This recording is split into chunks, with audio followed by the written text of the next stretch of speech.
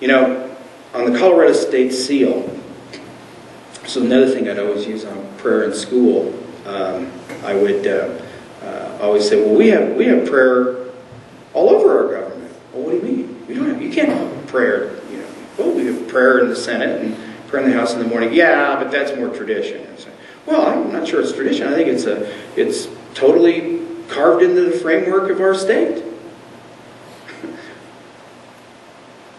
The state motto, anyone know what the state motto is for the state of Colorado? Nihil sine numine. Nothing, I mean nothing, without the providence of God. Nothing without providence. We are nothing without providence. If you look at the Colorado State seal, you'll see the pick and the axe, and you'll see a tribute to the heritage and the great resources that we have in the state of Colorado, and what an economic impact that has had, and maybe someday we might actually have a mining industry in Colorado again, which is another story. But at the top there was an axe. At the top of the seal. And we've all seen an axe, and we've all chopped wood and used it. You got a big axe head, and you got a big handle on it, and sometimes that handle breaks, doesn't it? That big piece of wood, you'll have handle break. It's because you can go to the hardware store, you can buy extra handles, right? Because they break. Not on the seal of the state of Colorado, because our axe handle is a bunch of twigs. Small, little twigs, tied together by strong leather. Because little twigs tied together in one bundle are much, much stronger than one big stick. That's so true about the church.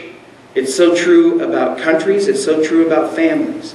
It's so true about who we are as citizens and as Christians today, and about our obligation to work together.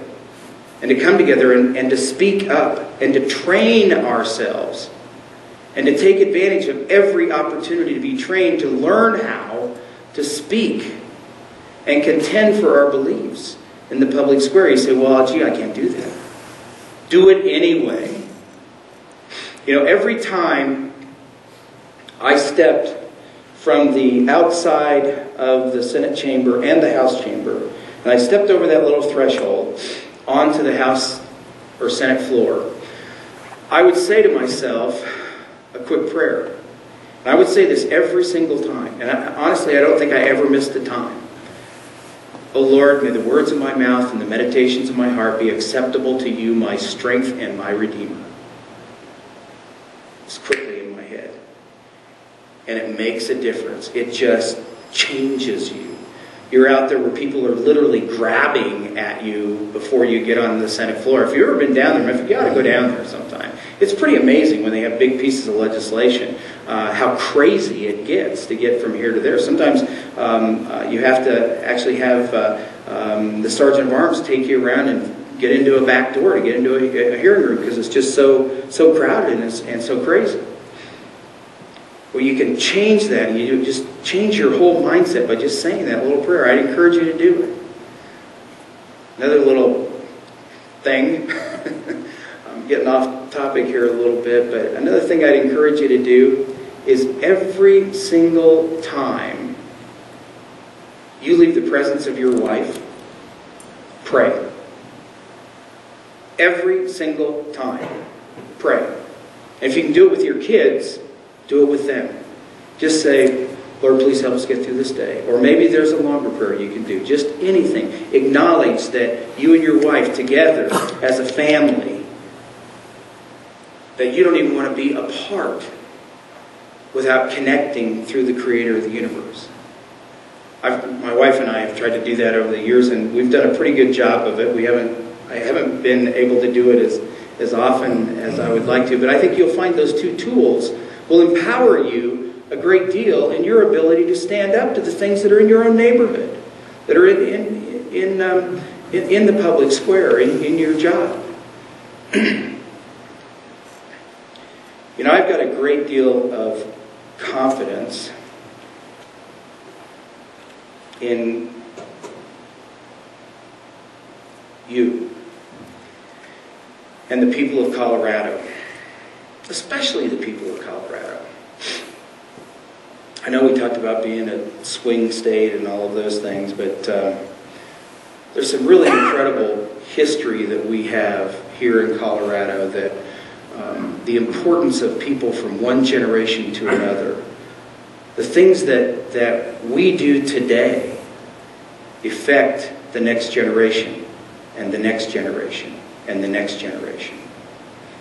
People who came before us affect us today. Sometimes we don't think about the connection of generations, but when you think from a biblical perspective, you're looking at a much longer timeline.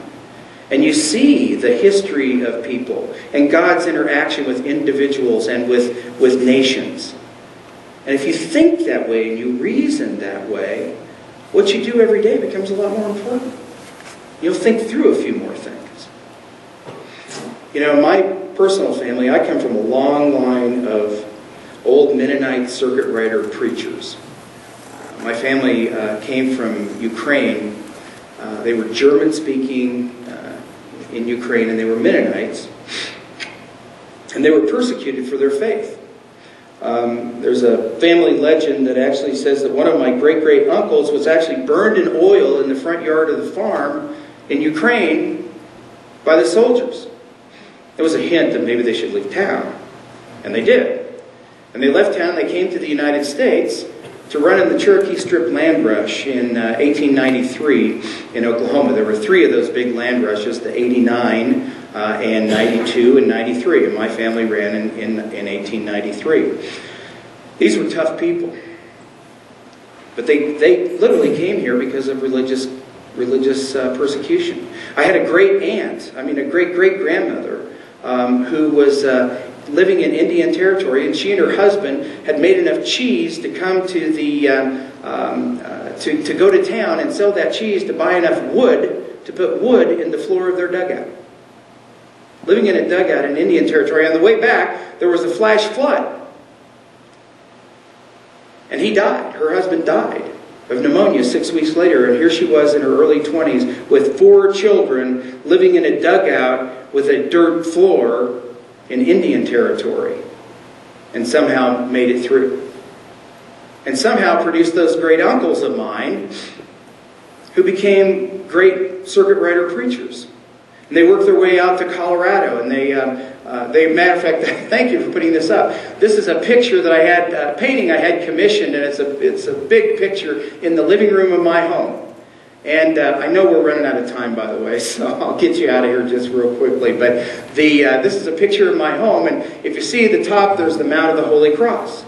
And you see on the right-hand side there, about 2/3 of the way up, there's a little campfire with people standing around it, and that's a picture of our legend about these guys that came and made the run on the Cherokee Strip, migrated their way out here, and then got jobs working for the postmaster up in Eagle County and working for the marshal's office, so that they could be paid to go preach the gospel.